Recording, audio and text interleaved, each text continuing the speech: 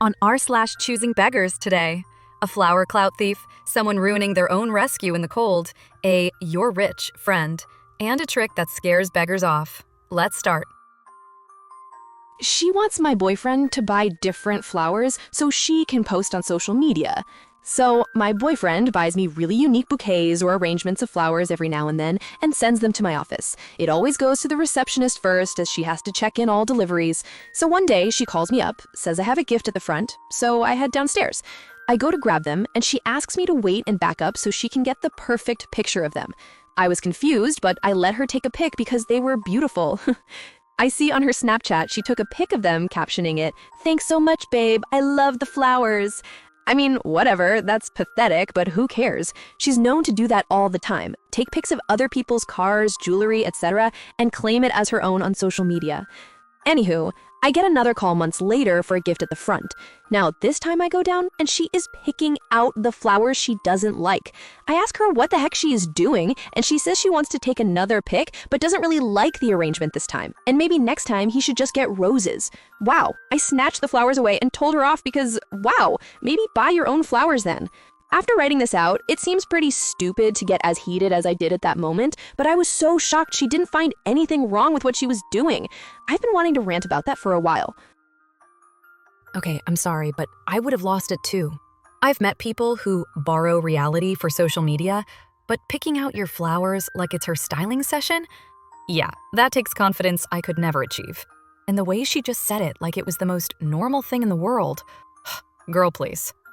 I've helped friends take cute photos before, but I'm not curating their gifts like I'm their backstage manager. Honestly, I'm impressed you stayed calm long enough to even ask what she was doing. I would have already snatched the bouquet mid-sentence. Next up, someone tries to help in freezing weather and instantly regrets it. Pulled over to help a broken-down car this morning. Live in New England, it's a high of 21 degrees today. Freezing, deathly cold. I was on my way to work this morning and saw a car with hazards on in the entry to the gas station. I pulled over, parked across from them beside a pump, and offered my assistance. I'm not a car guy, but I have changed more than enough flat tires in my day that I can do it with ease. Noticing that their tire was flat, I grabbed my jack and got down and was talking to them, two women, through the wind, cutting to the bone. They said, "We have a flat, and our check engine light is on too, running real funny."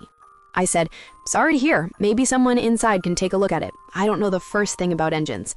The driver woman then looks over at my car, a yellow Dodge Charger that's 19 years old, not a high-end sports car or anything fancy by any means. It's just yellow so it stands out, and says, "You drive a car like that and expect me to believe you know nothing about engines? Yeah, okay." And she looked away from me as if I disgusted her. You best believe I immediately started lowering the jack and putting that flat tire car right back down where it was and walked away. I told them best of luck and got back into my nice warm vehicle and drove to work, which I was now late for. Hope they learn some manners before the next time they break down. Change your own darn tire since you want to cop an attitude with the one good Samaritan helping you out. I swear, some moments just leave you speechless. It takes a special kind of person to insult the one person actually helping them out in freezing weather. You're out there shivering, trying to fix their tire, and she decides that's the moment to judge you based on your car? Like, seriously? Honestly, I would have done the exact same thing. The way you slowly lowered that jack back down, beautiful. It's so satisfying that you walked away. Maybe next time, she'll actually think before blabbering her mouth at someone she needs help from. Actions meet consequences, and she earned every inch of that flat tire. Next story? Financial entitlement at its peak, and somehow you end up being the privileged one. Just put it on your card, bro. You're rich. I have this one friend who thinks having a card that works equals being rich. We were both broke students last semester. I work part-time and budget pretty tightly. He doesn't work at all and somehow always forgets his wallet whenever we go out. One night, a bunch of us went out for food. Bill comes, everybody pays their share. This guy suddenly goes, "Yo, can you just put mine on your card? I'll pay you back next week when my mom sends money." It was like $35. Not insane, but I'd already mentally budgeted my week around not paying for two people. I told him I couldn't spot him this time because my card is basically tied to what's in my account, and I'm cutting it close. he gets offended. Bro, stop acting broke. You literally have a card. Just swipe it. You get cash back anyway. It's not even real money. It's points. Then he tries to guilt trip me in front of everyone. Wow, imagine gatekeeping credit from your own friend. I ended up saying no, and it got awkward. He sulked the rest of the night and later texted me this long paragraph about how people with financial privilege never understand. Again, we both live in the same tiny apartment. He just refuses to work. The joke is, according to him, my privilege is just me not letting my balance go to zero so he can eat wings and fries on my future anxiety. Also, this is exactly why I started using a card like Fizz, because of the limit and stuff, and that helps me against some of my parasites of friends. Oh, I've met this guy before. Not him exactly, but the type.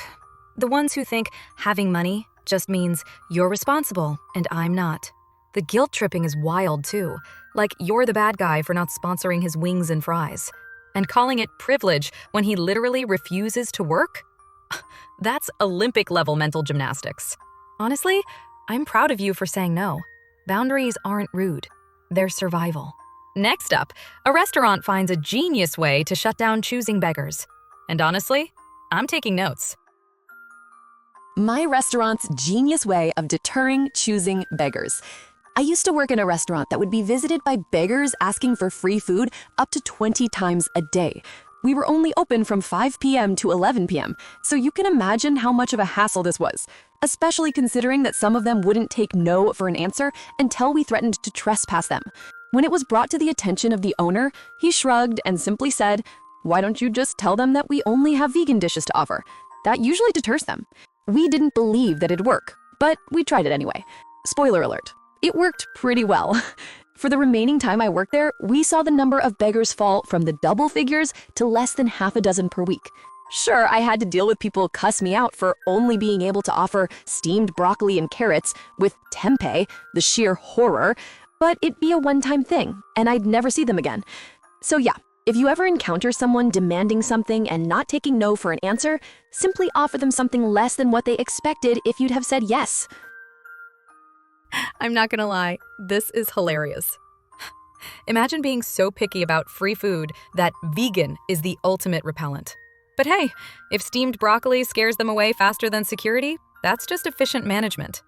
Honestly, restaurants should start offering disappointment platters as a policy. Problem solved.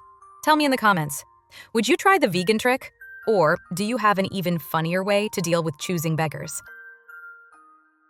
That's it for today's r/ChoosingBeggars, where people want 5-star service on a 0-star budget.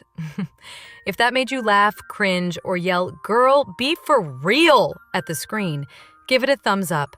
Drop your favorite beggar moment in the comments, or tell me if someone ever asked you to work for exposure. And if you're not subscribed yet, I won't even charge you.